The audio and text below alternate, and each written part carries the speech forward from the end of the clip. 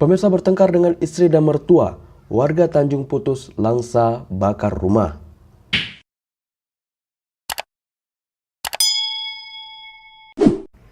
Usai bertengkar dengan istri dan mertuanya, seorang pria bernama Edi yang sehari-hari disapa Odon, warga dusun Tanjung Putus, Kampung Jawa, Kecamatan Langsa Kota, tega membakar rumah sendiri.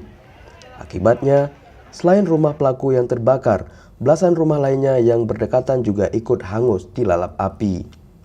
Berdasarkan keterangan yang kami peroleh dari afnews.co.id, peristiwa tersebut berawal sekitar pukul 15 waktu Indonesia Barat, ketika Odon pulang ke rumahnya setelah sebelumnya terlibat perkelahian dengan temannya di kawasan Kampung Sungai Pau, Kecamatan Langsa Barat.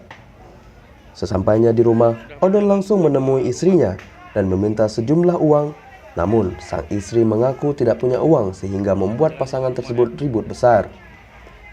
Bahkan Odon dikabarkan sempat memukul istrinya hingga sang istri lari dari rumah.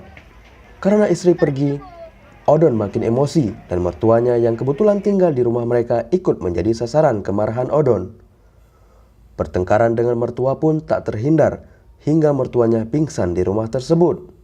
Sementara, Edi alias Odon yang emosinya sudah tidak terkontrol lagi membakar seluruh pakaian yang ada di dalam rumahnya.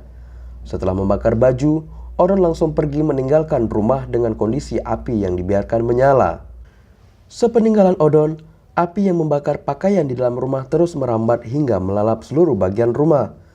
Tak hanya rumah pelaku, tapi belasan rumah lainnya yang berdekatan juga ikut hangus terbakar api. Hingga kini perangkat desa dan aparat kepolisian setempat masih melakukan penyelidikan atas peristiwa tersebut. Dari Kota Langsa, Agus Setiawan melaporkan untuk Latari TV.